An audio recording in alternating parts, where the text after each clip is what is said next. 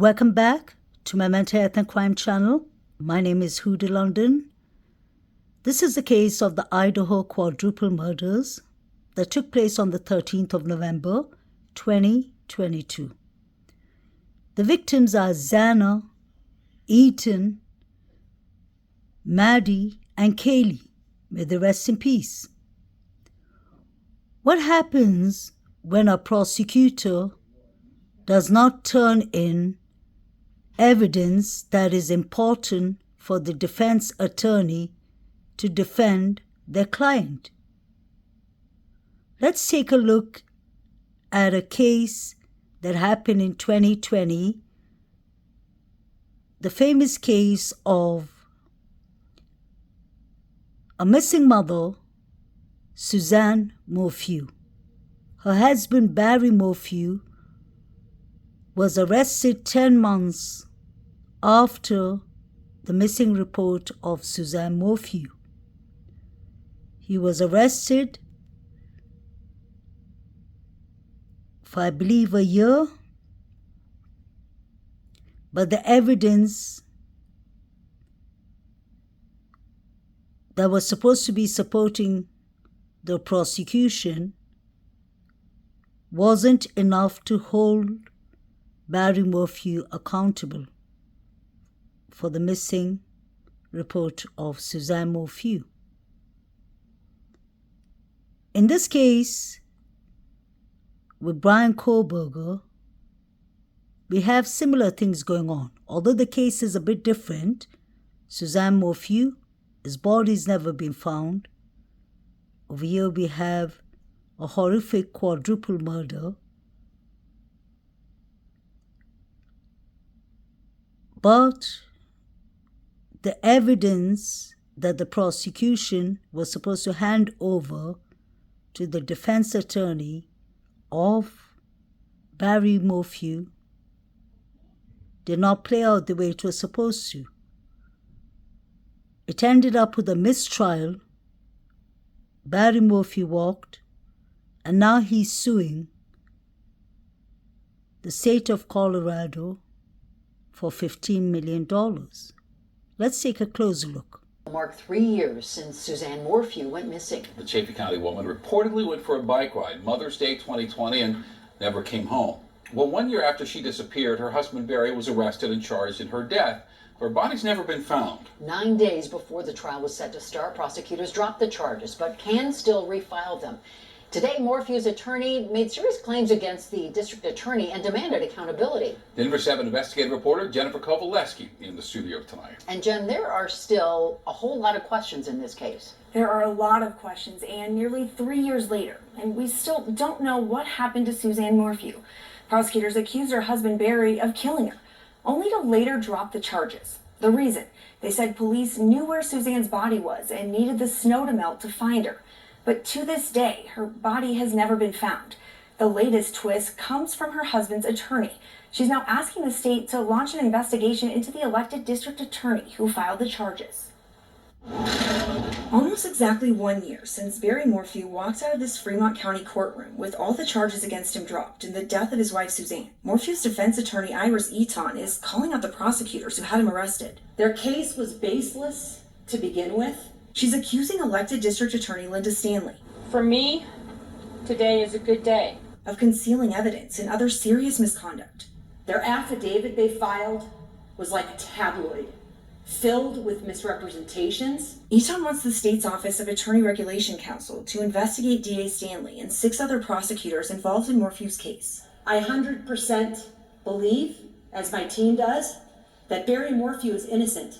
In this recently filed 80-plus page complaint, she claims there is absolute proof prosecutors committed ethical violations justifying severe discipline and disbarment. She has a license to practice law more powerful than most other individuals in this entire country. I don't believe she should have a right to prosecute other human beings. And it's not just Eaton raising concerns. Last week, a Fremont County judge threw out murder charges in another case to punish DA Stanley for failing to hand over evidence, stating, "The district attorney's pattern of neglect reveals an urgent and serious need for the district attorney to modify its discovery practices." These public officials need to follow the law, just like all the rest of us do. The judge lists more than 20 cases in the last 2 years where the DA's office failed to turn over evidence as required by law. What is your message to Linda Stanley and the prosecutors in her office? My message to Linda Stanley is, do your job, follow the law, follow the rules, stop victimizing people in your community. Do they get away with this? That's what my clients ask me over and over again. My clients, ex-clients, who are innocent and victims of prosecutorial misconduct. One of them is here, Micah Kimball. Many others are listening in on the Zoom, which include Cole Stewart, John St. Augustine, and then, of course, there's Barry Morphew. Also here is Ray Moore, who suffered prosecutorial misconduct down in El Paso County, and Clarence Moses L., and everyone should know Tim Masters. All of these are Colorado cases. And all of these people ask that question to me or their criminal defense lawyers. How can this happen? Over and over again. And you know my answer to my clients and what their lawyers tell them? We don't know. We don't know why it keeps happening because nobody is doing anything about it. There's absolutely no deterrent to prosecutors committing misconduct. The Morphew case was dismissed a year ago tomorrow. It has been nearly 3 years since Suzanne Morphew disappeared. And the prosecution keeps claiming that they're going to find her. Their case was baseless to begin with. Their affidavit they filed was like a tabloid, filled with misrepresentations, false information, and concealed extremely favorable evidence. But they went through a year putting Mr. Morphew behind bars in a cage for 5 months, concealing evidence of innocence. And I'm happy to answer questions once I finish this initial statement. And it took a defense team to fight the prosecutors in the case, which included Linda Stanley, Jeff Lindsay, Mark Hurlbert, Aaron Pembleton, Dan Edwards, there are two, his bar number is 7938, Bob Weiner and Grant Groskebauer, who worked together to conceal favorable evidence in Barry Morphew's case. And who suffered from that? Not just Barry Morphew, an innocent, accused individual, but his daughters, Macy and Morphew, who are listening to this press conference right now. Prosecutorial misconduct hurts the innocent accused, it hurts victims of crimes, and it hurts the public and taxpayer money. Thousands and millions of dollars wasted in cases like Barry Morphew's, Micah Kimball's, Ray Moore, Clarence Moses L., Tim Masters, and Cole Stewart. As a result of the experience that Barry went through, which concluded a year ago tomorrow, where Linda Stanley and her team at that time was comprised of Linda Stanley, Mark Hurlbert, Robert Weiner, and Grant Groskebauer, who stood in front of a court and told the judge that they weren't dismissing the case because the court had come down so harshly on them for their repetitive and pervasive and egregious prosecutorial misconduct, but because they believed after 2 hot summers they would find Suzanne Morphew's body and all of a sudden needed her body in order to prosecute Barry Morphew, who they held in a jail cell for 5 months and then on a $500,000 cash bond subsequent to that. Well, 6 months later, in October 2022, we had a hearing to try and get Barry's thousands and thousands of dollars of property that was held by the Sheriff's Department as a result of all the searches that were conducted at Barry Morphew's house, home, and vehicles. And DA Hurlburt told the court, well, Judge, I mean, we didn't do that in bad faith, when Miss Eaton is claiming that we moved to dismiss the case in bad faith. We really did believe that her body was buried under 6 feet of snow that we just couldn't get to in April before the trial was set. And he said, we were wrong about that. Well, they're wrong about a lot of things. They were wrong about who did it, when it happened, how it happened, and what happened, because all of those alleged facts in their affidavit were false. So now it's nearly a year later, and with this immense amount of misconduct that happened in the Morphew case and all the cases preceding it, I founded an organization called Protect Ethical Prosecutors. This organization is to deter prosecutors from committing this type of misconduct ever again in this country. And the way to do that is to hold them accountable, because they're not. Judges do a fair job at trying to, but as you see in the Morphew case, after the judge pounded Linda Stanley and her team for violating the rules and laws of this state, they were found by other judges 14 times to have violated the rules and the Constitution of this state and this country.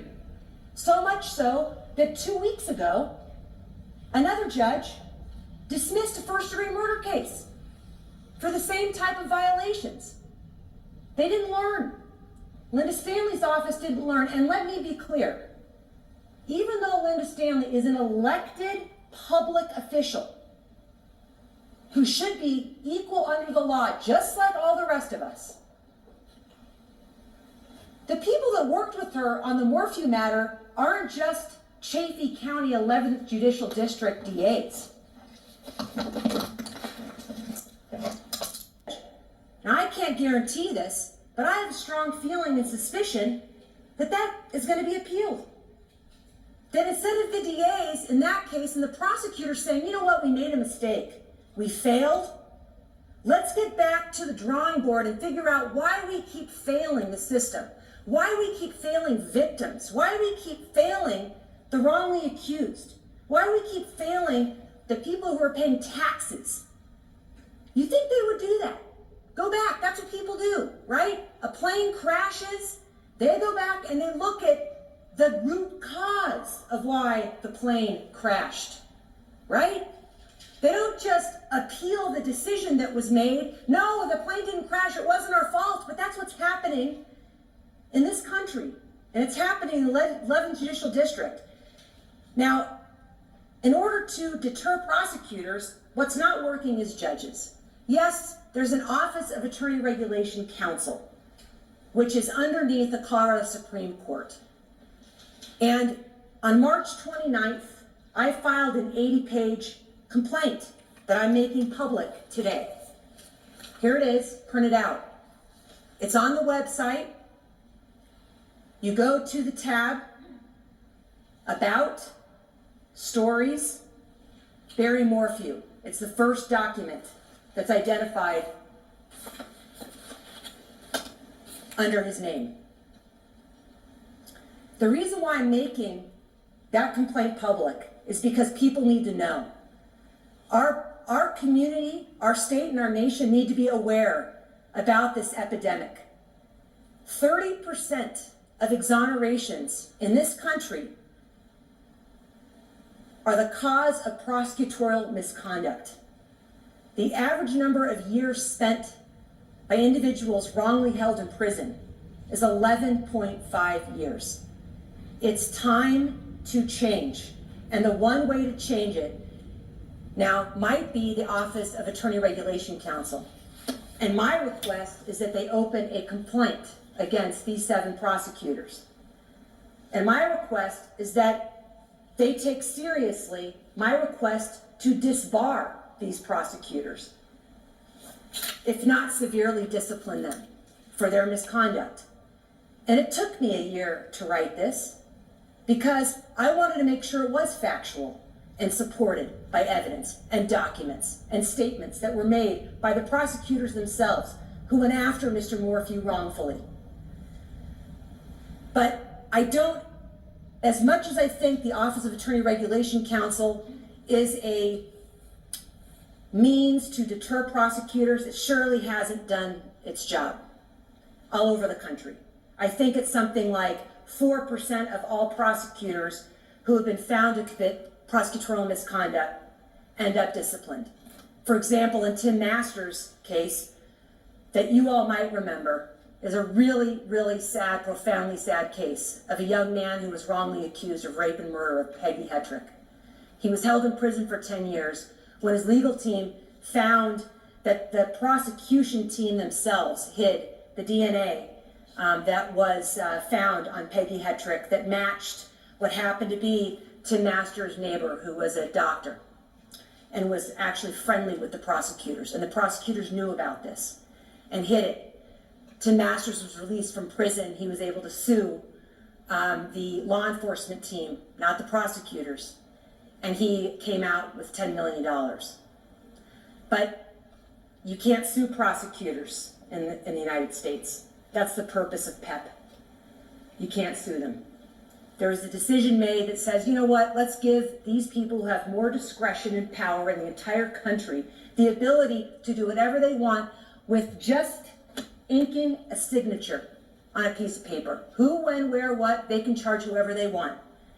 And they can't be sued. Isn't it incredible that you could be a doctor and say, you know what, my nurse couldn't make it today, but I'm just going to go ahead and do the surgery anyway. I didn't have time to read all the notes that were written about what allergies this patient had. Oops, I guess they suffered a death. What would happen in this country if we allowed people who have people's lives in their hands get away with it? There would be a revolt. But here in this country, we can't sue prosecutors when they intentionally withhold evidence of innocence in people's cases that they're going after. You can't do it. They have no skin in the game. So why would they stop? They're not losing their licenses. Judges are barely, slapping their hands and saying, don't do it again for the 14th, 20th time. So something needs to change. And I hardly know a single person that says this isn't a great idea, except for one body, prosecutors. They don't want it. So it's time to make this issue public. It's an epidemic in this country.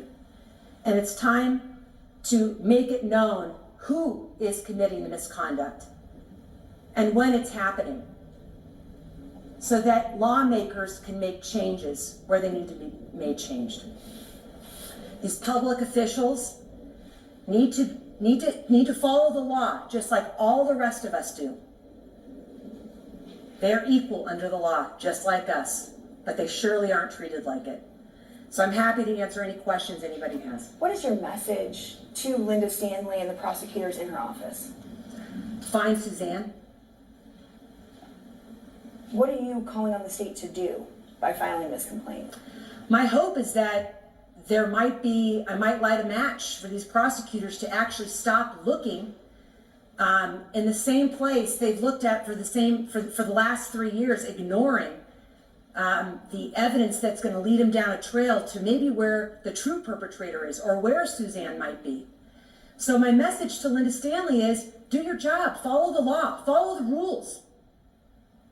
Stop victimizing people in your community. You use the word disbar, though. That's a serious... I take what happened to Barry Morphew very seriously. He is a human being. She authorized an arrest and hold of a human being for one day. That would affect any of you, to be held for something you didn't do. He was held for 5 months in a cage based on information that wasn't true. She has a license to practice law more powerful than most other individuals in this entire country.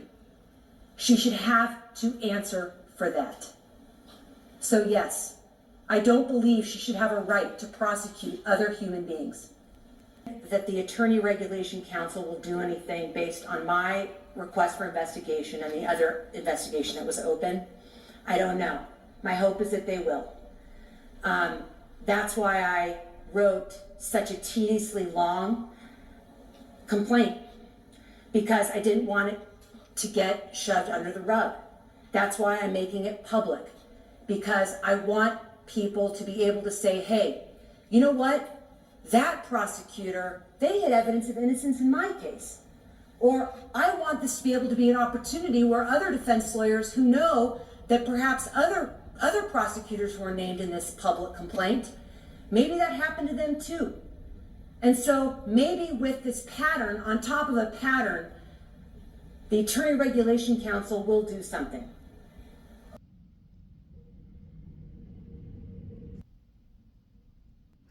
Maybe Ann Taylor should file a complaint on the prosecution for not handing over the evidence, because these victims and their families need and deserve their justice. So does Brian Koberger. If he committed these horrific quadruple murders, he needs to be punished or jailed or whatever. But this isn't fair. Where is the evidence? Where is the three unidentified male evidence that was found inside and outside the house? What games are the prosecutions playing? They are working under the taxpayers' money, and everyone's entitled to a fair trial.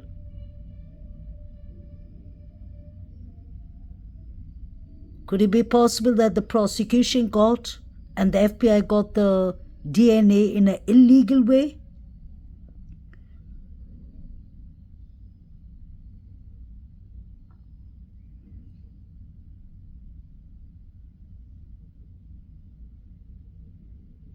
Brightsville, Pennsylvania, on a warrant for murders of Ethan, Zana, Madison, and Kaylee.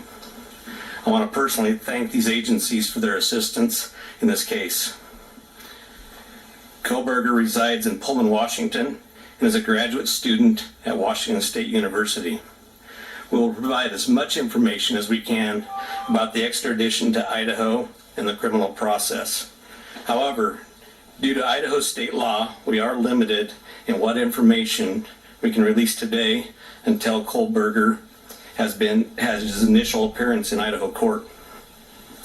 I want to express my appreciation to our local community, the people of Idaho, and those throughout our nation who provided information to help us investigate these murders has been very impressive. We've received over 19,000 tips, and we've conducted over 300 interviews. To recap this case, on the evening of November 12th, Kaylee and Madison arrived home at about 1:56 a.m. after visiting a local bar and street food vendor. Ethan and Zana were at the Sigma Chi house before arriving home around 1:45 a.m.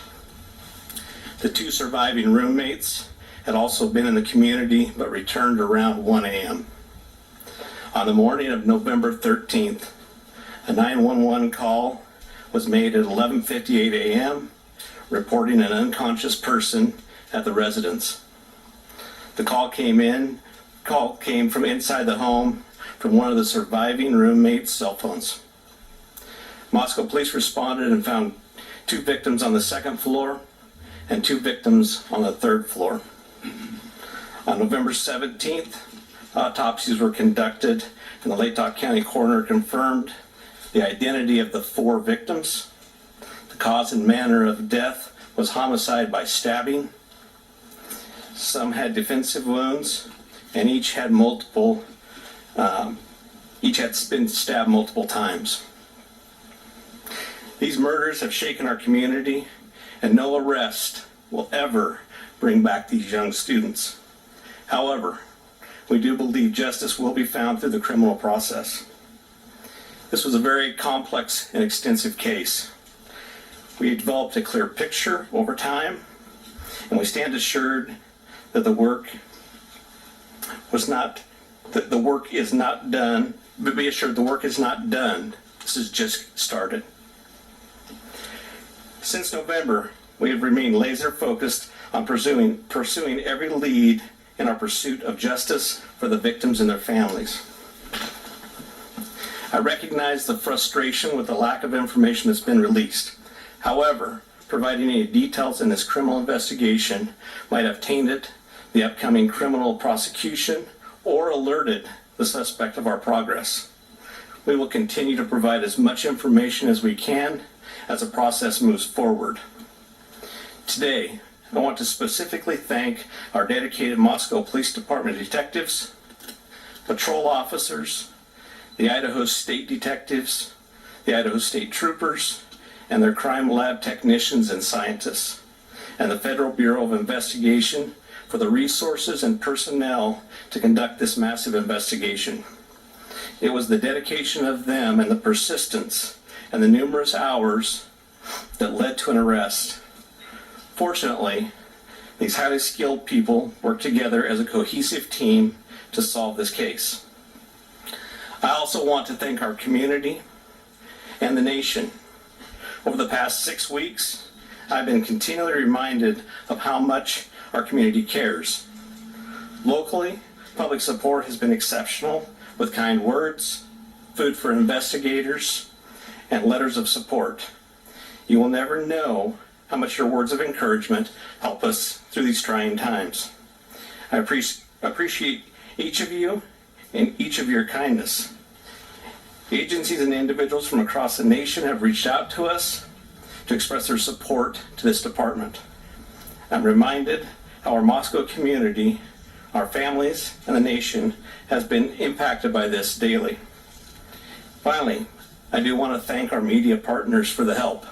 You kept this in the news, you helped us with tips, you kept things going, and we truly appreciate that. Knowledge is considered persons of interest at this point. As far as suspects, I don't believe so. Authorities insist this attack was targeted and isolated, but have given no hints on motive and warned that a killer is still at large, telling a frightened community to remain vigilant. And overnight killings of 4 college students in Moscow, Idaho. Those who knew and loved them are struggling with a sudden loss. My heart is broken for all 4 of the victims and for their families and close friends. Partial autopsy reports for the 4 friends released on Thursday. The county coroner indicating the time of death was sometime after 2 a.m. It's pretty traumatic when there's 4 dead college students who have been stabbed to death in one location. The autopsies also showing all 4 victims were killed by what was described as a bigger knife. They had extensive injuries from multiple stab wounds, and that the wounds varied, including different places people were stabbed and the amount of times. The coroner did not say where in the home the victims were found or whether they had defensive wounds, showing they attempted to fight back. Investigators are now working to determine whether the suspect's DNA might have been left at the scene. Well, looking to see if there's some clues that are on them, some of the suspects' blood perhaps, or something under somebody's fingernails. 2 other female roommates who were not being named at this time were home at the time of the attack, police say, but they were not harmed. While investigators haven't ruled out anyone, the county district attorney telling Savannah and Hoda Thursday those roommates are not under suspicion. Anybody who might have knowledge is considered persons of interest at this point. As far as suspects, I don't believe so. Authorities insist this attack was targeted and isolated, but have given no hints on motive and warn that a killer is still at large, telling a frightened community to remain vigilant. The time of death was sometime after 2 a.m. If that was the case, then the surviving roommates took 9 to 10 hours to call 911. That is concerning. 2 a.m. to 3 a.m. was when the band filled, minor alcohol stop was going on. That was when the 4 figures were running. That's strange. I hope the prosecution turns over the evidence. These families deserve their justice. Rest in peace, Xana, Ethan, Kaylee, and Maddie. Please like, share, and